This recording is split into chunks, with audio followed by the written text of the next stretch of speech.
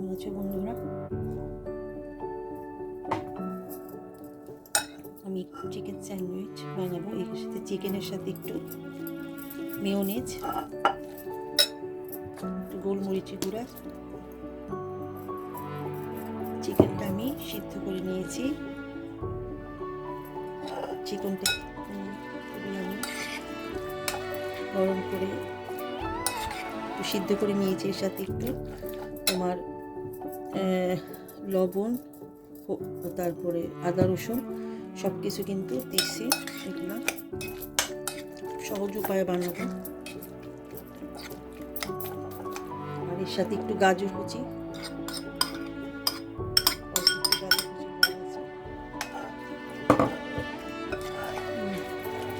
শশা কুচিও দেওয়া যায়।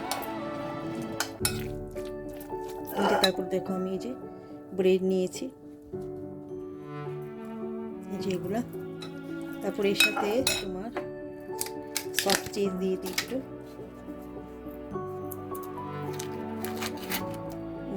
সফট চিজ বেশি দিব না, অল্প একটু দিই। মেয়োনিজটাই ভালো লাগে। সহজ উপায়ে শশা হলে ভালো হতো, শশা ছিল না আমার কাছে।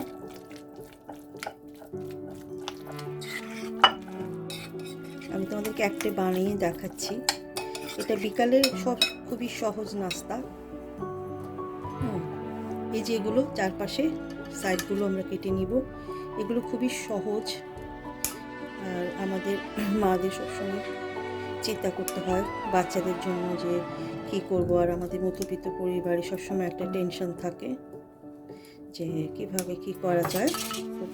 সাইডগুলো, তো এই সাইডগুলো ইয়ে করে এই পুরটা আমি দিয়ে দিব।